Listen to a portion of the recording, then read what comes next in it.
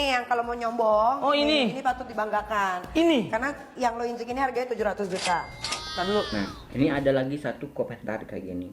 Kalau ada permintaan resmi dari aparat penegak hukum atau polisi, kejaksaan, KPK, pengadilan, dan lain-lain yang didasarkan pada surat perintah atau permintaan sesuai undang-undang, maka bank wajib memberikan data nasabah. Di Indonesia hal itu diatur dalam Undang-Undang Perbankan Nomor 10 Tahun 1998, Prinsip Rahasia Bank.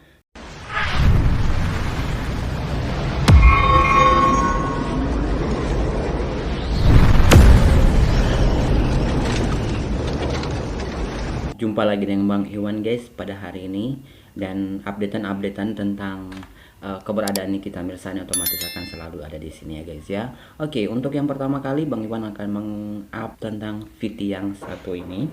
Kita boleh langsung ke atas nih. Nah, ini yang kalau mau nyombong. Oh, ini. Ini patut dibanggakan. Ini. Karena yang lo injek ini harganya 700 juta. Lalu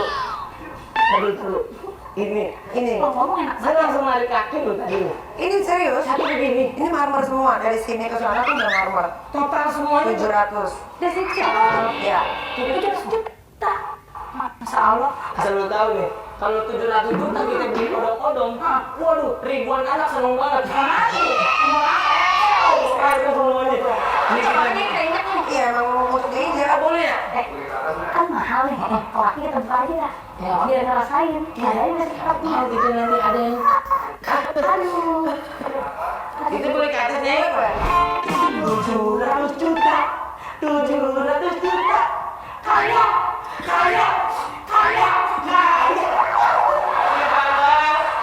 Ini kalau di rumah saya ubin pecah begini saya mau di kamar mandi. Biasanya kalau ubin pecah itu mah itu bukan ubin, cangkang telur. Kita langsung ke Nih, udah aman. Apa kok? ini nih yang dia bilang kasih mahal ini nyai. Iya, karena kan ini size-nya kan besar ya. Gitu, terus yang ini memang agak susah. Terus kan memang dia ada masalah sama tulang punggung belakang. Oh gitu. Jadi kasurnya juga harus kasur yang beda gitu. Oh beda Pak. Masalah orang kaya memang sulit. Kalau kali kita Mirzani masalah tulang punggung belakang, Kalau kita tulang punggung keluarga. Kalau saya beda kita beda kita. Beda. bener banget. Oke bisa. Kalau kita di rumah oke. Dia kan bener bunyi pernya. Ini kayak gini gitu. Iya. Dulu sekali ada tel. Ini harganya berapa nih? Kurang lebih 150. Mas Bang. Dengan sama guling semua. Nah ini harganya 150 juta. 150 juta. Kabarnya berbeda ya termasuk. Berapa 17? Lalu Kamu saya jelas ya bayaran. ini cuma buat ngangkatin badan doang. Iya. Ketika gue capek, gue harus beristirahat. Benar. Ketika gue istirahat, gue harus istirahat sebaik-baiknya. Benar. Gitu ya. Jadi gue menggunakan barang-barang gue yang bagus-bagus. Kayak gue tidurnya nyenyak, sampai kayak gue kerja lagi. Aku mau mulai koleksi-koleksinya boleh dong Nyai. Aduh, boleh. Aku beli dulu Nyai. Boleh. Ini yang kecil nih, ini 9 juta. Aduh. Benar. Ini. Nek, tahu nggak Nek? Lalu di Rotterdam juga pasti tidak tiba kita. Dia nggak pelit loh. Iya, coba lihat langsung di spraykan. Barang mahal. Kalau ditaruh di leher enak. Iya. Kalau kita kayak ini yang begitu keras, ditaruh di leher malah itu panas.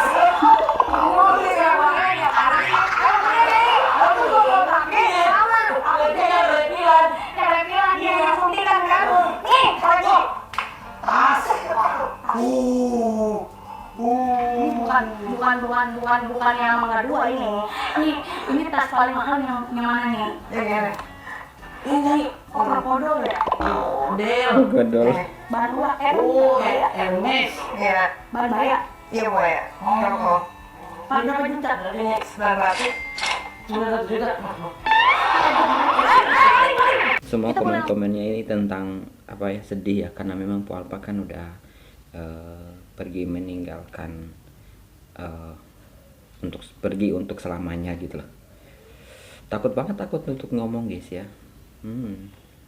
Al-Fatihah buat Po Alpa, semoga diampuni segala dosanya, besar kecil, sengaja atau tidak sengaja dia berbuat. Amin. Tuh maksudnya.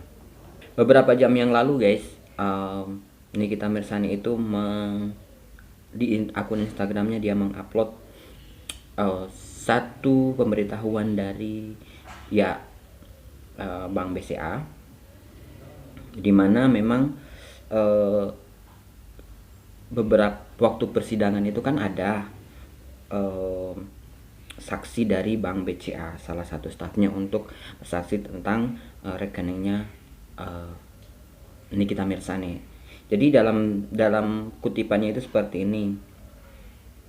Jakarta 14 Agustus 2025, sehubungan dengan kehadiran perwakilan BCA sebagai saksi pada salah satu persidangan di Pengadilan Negeri Jakarta Selatan pada Kamis 14 Agustus, dapat kami sampaikan bahwa BCA sebagai lembaga perbankan tunduk pada ketentuan hukum yang berlaku, termasuk kewajiban untuk memenuhi permintaan data oleh aparat penegak hukum sesuai ketentuan Undang-Undang Republik Indonesia. BCA senantiasa menghormati proses hukum yang sedang berjalan. Perlu kami tegaskan bahwa BCA senantiasa berkomitmen untuk menjaga keamanan dan kerahasiaan data nasabah sesuai ketentuan hukum yang berlaku. Demikian disampaikan. Terima kasih. Penjelasan dari Nikita Mirzani adalah sebagai kayak gini guys. Undang-Undang Nomor 27 Tahun 2022 tentang Perlindungan Data Pribadi, Undang-Undang PDP, mengatur bahwa data pribadi termasuk data transaksi keuangan nasabah harus dijaga kerahasiaannya dan tidak boleh dibuka tanpa izin yang jelas oleh pemilik data atau nasabah. Pelanggaran dapat berakibat sanksi administrasi dan pidana. Undang-Undang Nomor 7 Tahun 1992 tentang Perbankan, bla bla bla bla bla, mengatur tentang rahasia bank yang harus dijaga oleh bank dan pihak terkait. Pelanggaran rahasia bank termasuk membuka data transaksi nasabah tanpa izin adalah perbuatan pidana.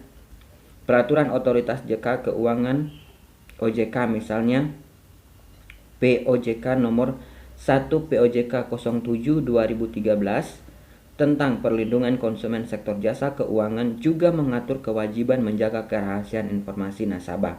Nah, penjelasannya dia sebagai berikut guys. Sebagai nasabah prioritas di salah satu bank terbesar di Indonesia, saya terkejut ketika dalam kasus yang dilaporkan Reza Gladys, yang bahkan belum ada putusan bersalah, rekening koran pribadi saya dibongkar hingga Februari 2025 dan dibacakan di persidangan tanpa izin saya. Padahal sesuai BAP, transaksi yang dipermasalahkan hanya 2 miliar transfer PT Bumi Wisesa dan RP dan 2 miliar tunai. Lalu apa relevansi membuka seluruh isi rekening hasil kerja saya? Seharusnya yang diperiksa adalah rekening pihak pelapor, bukan saya. Kejadian ini bukan hanya menunjukkan liciknya permainan hukum, tetapi juga membuat saya bertanya, jika privasi nasabah prioritas saja bisa dilanggar, bagaimana nasabah biasa bisa merasa aman? Nah, itu ya. Jadi berarti di sini kesimpulan yang diambil menurut analisa saya secara yang awam ini, maksudnya dia di transaksi sebenarnya adalah dia memberikan cash. Reza Gladys ini, saudari Reza Gladys, memberikan total 2 miliar rupiah untuk cash, dan itu ditransfer ke PT Bumi Wisesa itu sebanyak 2 miliar. Nah, kenapa yang tidak ada di transferan itu?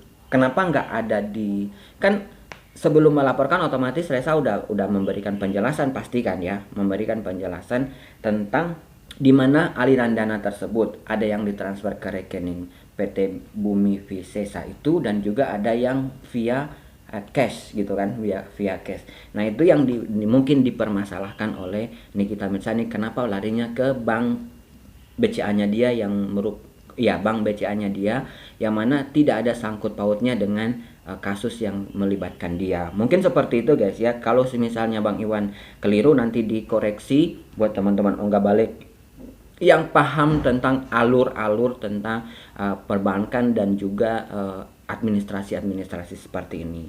Jadi otomatis Bang Iwan juga menantikan komentar-komentar dari teman-teman Ongga Balenya Bang Iwan ya. Itu komentarnya ada 6.000 ya. Padahal dari awal persidangan tuh udah jelas 2M ditransfer ke rekening developer, 2M-nya cash. Kenapa masih buka rekening tanpa konfirmasi pemilik akunnya? Kok bisa? Nah, itu yang jadi permasalahan ya.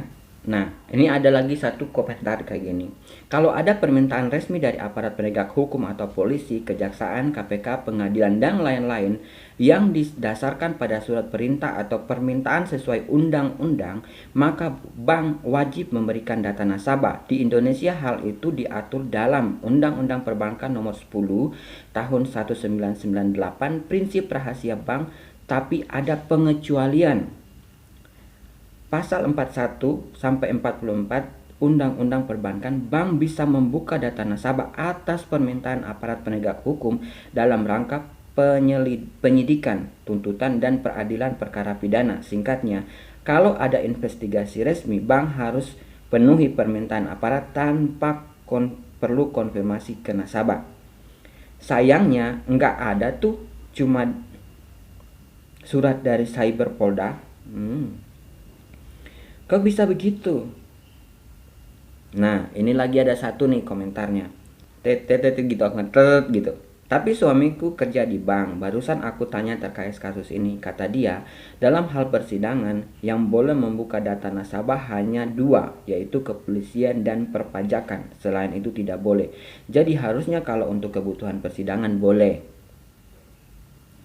Dan yang karena itu sudah dilewati kepolisian gitu sih katanya, jadi aku nggak tahu ya. Jadi ini sekilas tentang realita yang ada di Indonesia guys ya, yang ada di Indonesia saat ini, dimana memang buat orang-orang awam seperti Bang Iwan ini ya udah tinggal menunggu apa yang akan terjadi, apa proses selanjutnya gitu guys ya.